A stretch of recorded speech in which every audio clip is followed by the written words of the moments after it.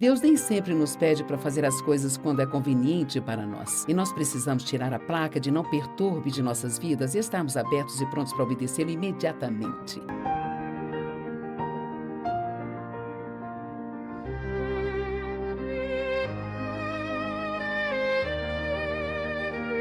Você já ouviu todas as minhas histórias bobas? Eu não tenho tempo para contar novamente, mas eu não pude ir para a escola bíblica, mas eu fui para a escola do Espírito Santo. E o que eu quero dizer com isso é que Deus, ele me pegou um caso para um estudo. E ele andou comigo no dia a dia da minha vida. Tudo que eu fazia, desde limpar a casa, ir ao supermercado, sabe? E Deus ensinou-me profundos, enormes e importantes princípios bíblicos através das pequenas coisas. Das pequenas coisas. Eu aprendi o que era integridade no supermercado. Coloque seu carrinho de volta no lugar. Ok, agora ouça. A questão é a seguinte. Eu estou voltando há 40 anos atrás, crendo em Deus que eu faria o que eu estou fazendo hoje. Na época, eu estava fazendo um pequeno estudo bíblico com 25 pessoas, todas as terças à noite, no chão da minha sala, e sim, eu costumava soprar fumaça na cara de todo mundo usando shortinhos. E eu achava que aquilo não tinha problema nenhum. Mas não demorou muito e Deus me deixou saber que eu precisava colocar mais roupas, sabe, gente? Vamos lá? E se me derem licença por um minuto, vou me intrometer um pouco na sua vida e agir como sua mãe, sabe? Alguns de vocês poderiam usar um pouquinho mais de roupas, como talvez puxá-las para baixo um pouco aqui, ou puxá-las para cima um pouquinho aqui, ó. Honestamente, eu olho para algumas pessoas e eu penso, você não tem espelho na sua casa? Eu vou parar antes de me meter. Foi assim que Deus começou a lidar comigo, gente. Coloque o carrinho de volta no lugar. Trate os outros como gostaria de ser tratada, como se fosse a dona desta loja. Bem, aqui está a coisa triste. Eu levei 2 anos para chegar ao ponto de ser consistentemente obediente para colocar o meu carrinho de volta onde Deus me disse para colocá-lo. 2 anos! Ah, como nós lutamos no supermercado, gente! Você vai às compras com uma certa quantia e você começa a colocar várias coisas no carrinho e quando chega naquilo que realmente precisa, você percebe a 4 corredores atrás que o dinheiro acabou. Então você começa a tirar aquelas coisas que você pode tirar, mas em vez de colocá-las de volta no lugar de onde as tirou, você enfia tudo em qualquer lugar. E então Deus começou a me dizer, coloque de volta onde você achou. Vamos lá. Bem, todo mundo faz isso? Vamos parar com essa desculpa de que todo mundo faz, porque você não é todo mundo. Você é uma pessoa que diz que quer andar no poder de Deus. Você é a pessoa que quer repreender o diabo, sabendo que ele vai fugir. Bem, então comece a fazer essas pequenas coisas. Pense nisso, se cada cristão saísse no mundo e vivesse como um cristão. Oh, meu Deus! Eu posso te garantir que não teríamos os problemas que temos neste país hoje. Você diz, bem, pelo amor de Deus, Joyce, todos os problemas políticos não são culpa minha. Eu só estou dizendo que se nós brilhássemos como deveríamos, veria tantas pessoas a mais, amando a Deus e servindo a Deus, que não haveria espaço para todo este humanismo e essas bobagens que têm acontecido. Quem é você quando ninguém está olhando? Essa é a grande questão. Quem vocês são quando ninguém está olhando? Quem eu sou quando ninguém está olhando? Eu não quero apenas fazer um show para os meus amigos cristãos. Eu quero entender que Deus observa tudo o tempo todo. Não há nada que eu faça ou pense ou diga que Ele não veja. Isso não é para assustar ninguém. Deus te ama, há uma abundância de perdão, há muita misericórdia e todos nós cometemos erros, sabe? E Deus trabalha conosco até chegarmos onde Ele quer que estejamos. Mas nós temos que continuar fazendo progresso. Não podemos ficar presos em um lugar e pensar, bem, Deus perdoa, Ele é amoroso, Ele é misericordioso. E então nós não vivemos a nossa melhor vida. Eu quero que você vá para casa e diga, eu ouvi Deus falar comigo. Eu realmente não estou mais satisfeito em viver esta vida medíocre. Eu quero viver a melhor vida para Deus. Eu me sinto pouco animada. Que tal ser obediente em dar algo que você quer manter? Que tal perdoar alguém de quem você gostaria de continuar com raiva? Que tal manter Deus em primeiro lugar na sua vida? Que tal obedecer a Deus para não reclamar, para agradecer em vez disso? Hebreus 5, 8 e 9. Embora ele fosse filho, ele aprendeu a obediência ativa e especial através do que ele sofreu. É bem interessante, Jesus nunca foi desobediente, sabe? Mas ele aprendeu o preço da obediência, passando pela parte difícil e pelo sofrimento. E ser obediente a Deus vai te custar? A salvação é de graça, mas vou te dizer que a unção de Deus não é. Se você quer ficar acima da multidão medíocre e se você quer a unção de Deus na sua vida, que é o seu poder, eu coloquei na minha cabeça há muito tempo, eu vou amar a Deus, eu vou servir a Ele e fazer o meu melhor para ser uma cristã de verdade, mesmo que eu nunca tenha um amigo em toda a minha vida. Nós nos preocupamos tanto em manter nossos amigos. Bem, todo mundo gosta de amigos. Deus pode te dar um mais chegado do que um irmão, sabia? Amém? Quantos de vocês que estão aqui hoje já comprometeu a sua consciência para ficar a favor de um amigo? Veja, nós temos que parar com isso. Você tem que ser ousado bastante para dizer, não, eu sinto muito, eu não sinto que isso seja algo que eu quero fazer, ou isso não é algo que eu sinto que Deus quer que eu faça. Vamos nos preocupar mais com o que Deus pensa do que com o que as pessoas pensam. Amém? No verso 9, Hebreus 5:9, e sua experiência completa o tornou perfeitamente equipado para que ele se tornasse o autor e a fonte da salvação eterna para todos aqueles que o ouvem e o obedecem. Então a questão é, Jesus teve a experiência da obediência. Isto causou sofrimento em sua vida, mas essa experiência foi o que deu a ele o equipamento necessário para ser o nosso Salvador. Ou deixe-me colocar em nível diferente. A única razão pela qual eu tenho algo a dizer quando eu subo aqui, que tem algo real e eu vivo apegada a isso, não é porque comprei um livro de sermões de $1 em uma livraria ou montei uma mensagem bem trabalhada, mas é porque eu vivi isto e eu sei que a palavra de Deus funciona. E eu sei que você pode ser liberto absolutamente de qualquer coisa. Mas esse conhecimento não saiu barato. Você me ouviu? Esse conhecimento não saiu barato. A experiência é uma das coisas mais valiosas que você pode obter. A nossa obediência não é simplesmente uma canção que cantamos ou algumas escrituras que nós citamos.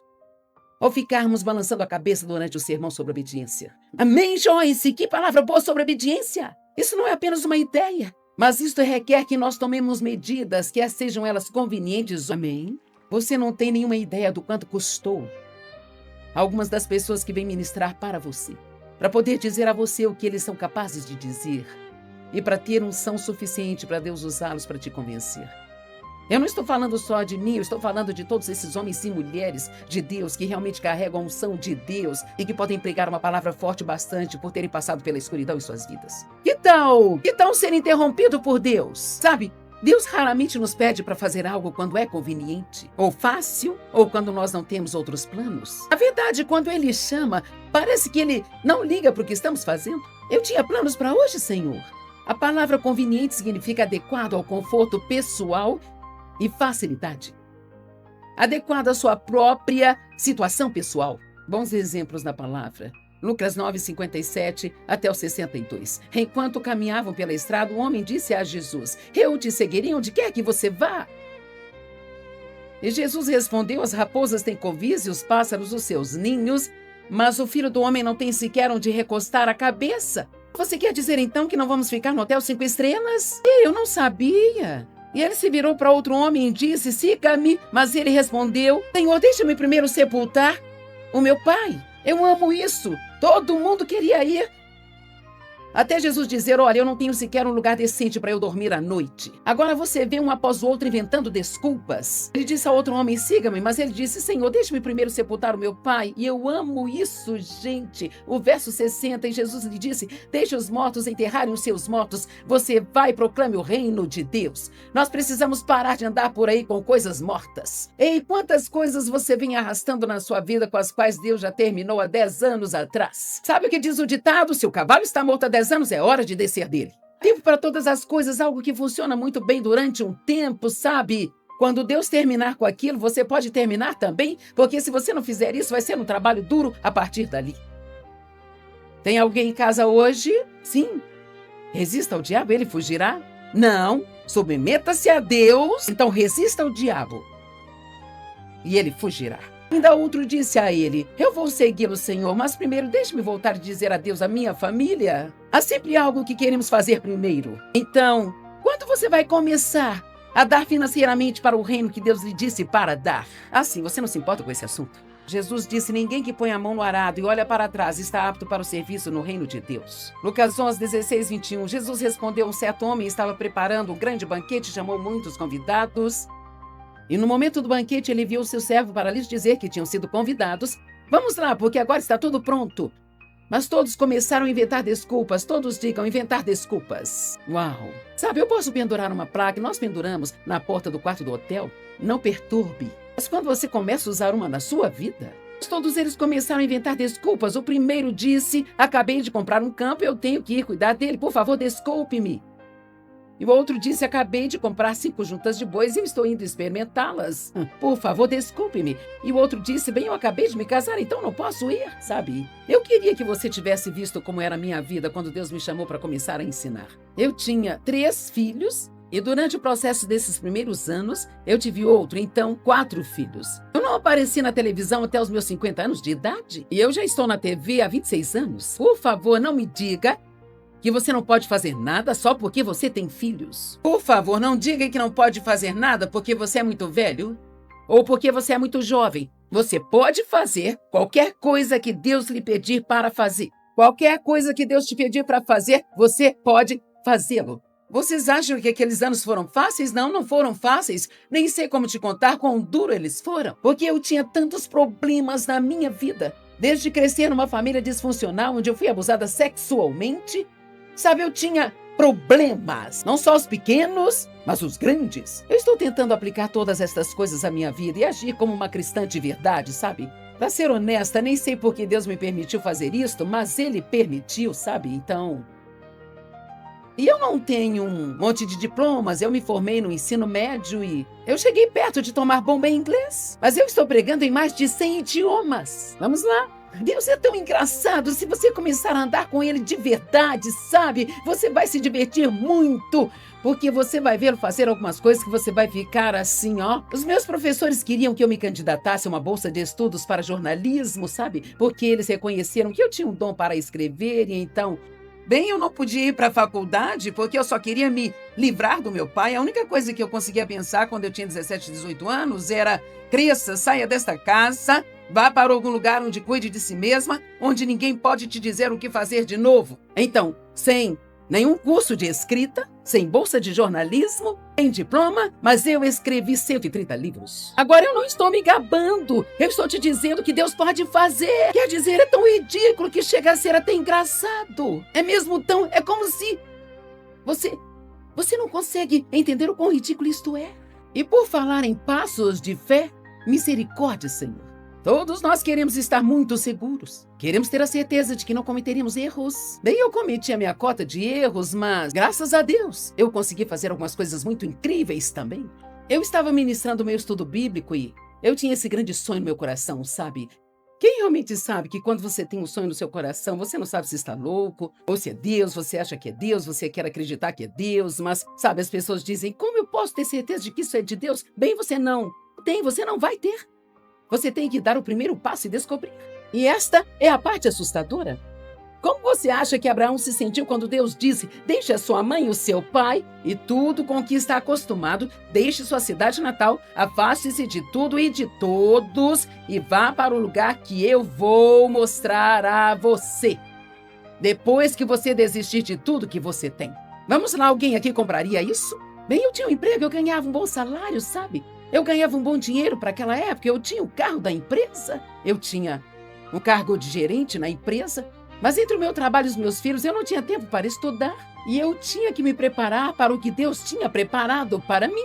Eu comecei a sentir que Deus queria que eu largasse o meu emprego, mas havia um problema, as nossas contas eram maiores do que a nossa renda, eram maiores do que a renda do Dave sem a minha renda. Como nós vamos pagar as nossas contas? E Deus disse, eu cuidarei de vocês. Senhor, tenha misericórdia.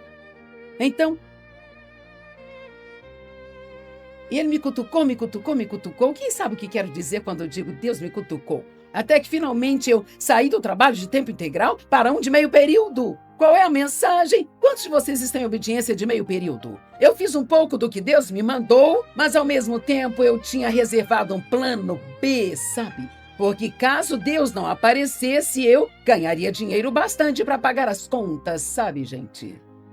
E adivinha o que aconteceu? Eu fui demitida do meu trabalho de meio período. E eu não era o tipo de pessoa que era demitida. Eu era uma boa funcionária, eu sempre fui promovida. Eu sempre chegava ao topo no meu setor e eu fui demitida. Eu não conseguia fazer nada certo naquele trabalho. Tudo que eu tocava dava errado. E não demorou muito, eu tive a certeza de que Deus estava falando sério. Eu nem saberia como te contar o quanto eu estava com medo naquela primeira semana. Eu me lembro de andar pelo corredor da minha casa e meus joelhos literalmente estavam tão fracos. Eu me sentia como se fosse desabar. E Deus me disse: você pode fazer isso de duas maneiras, se preocupar a noite toda ou pode confiar em mim para cuidar de você com milagres. E cada mês, durante 6 anos, pessoal, nós só precisamos de $40 extras por mês, a menos que precisássemos de roupas ou pneus para o carro. Tudo era extra, mas a cada mês, durante 6 anos, Deus sobrenaturalmente proveu o dinheiro que precisávamos. Agora eu vou te dizer que aqueles foram os anos mais difíceis, mas foi ali que eu aprendi a confiar em Deus. E é por isso que eu posso subir e te dizer: Deus é fiel. Mas você não pode ficar seguro o tempo todo. Se você quer andar sobre as águas, tem que pelo menos sair do barco.